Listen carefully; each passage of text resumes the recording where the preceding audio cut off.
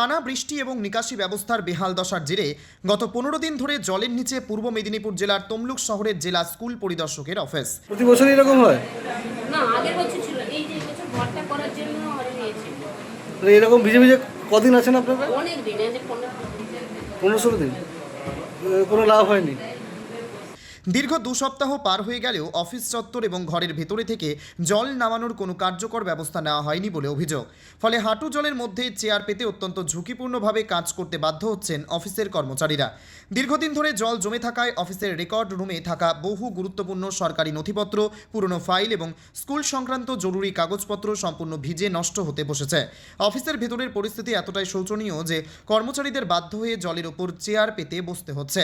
কাজ করার সময় টেবিলের ওপর পা তুলে কিংবা ইটের ওপর টেবিলে চেয়ার উঁচু করে কোনো মতে দৈনন্দিন কাজ সামলাচ্ছেন তারা।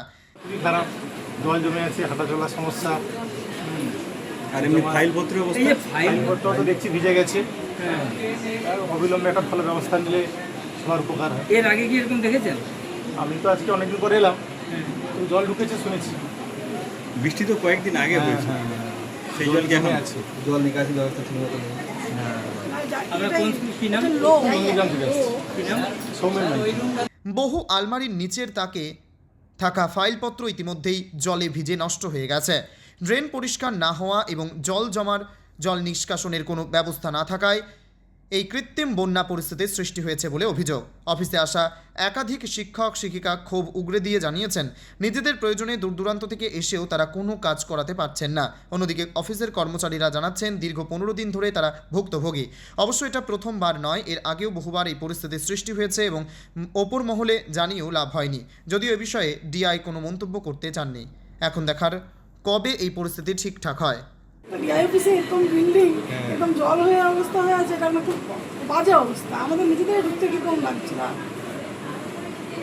আর ফাইল টাইলের অবস্থা কেমন দেখছেন?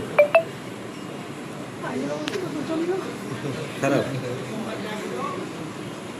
মানে সেক্ষেত্রে আপনাদের যদি ভবিষ্যতে কোনো দরকারি কাগজপত্র নিতে হয় এখান থেকে, সেটা কি অসুবিধা হতে পারে? অসুবিধা হবে না। কম্পিউটার এখন একটা লোড করছে, তবু তো কাগজপত্র দরকার। আপনারা যে এসছেন, আপনাদের একটা বসার জায়গা বা কিছু সেরকম নেই? না, সেরকমও নেই। মানে একটা বসবো যে ডিআইপিসিসি একটা নির্দিষ্ট রুম থাকবে, যারা দেখা করতে এসছে তারা বসবে, সেটাও নেই। এটা কোনোদিনই নেই, আজ বলে নয়, আগেও ছিল না রুম। মানে এখন কি জলের মধ্যে বসে আছেন? জন্মপ্রাণী বসে আছি, ভাঙা চেয়ার দেখুন। কোথেকে গেছেন, কি নাম? আমার নাম জয়শ্রী পাঠক, আমার বড় বাড়ি বড়দিনা স্কুল হলদিয়া ব্লক।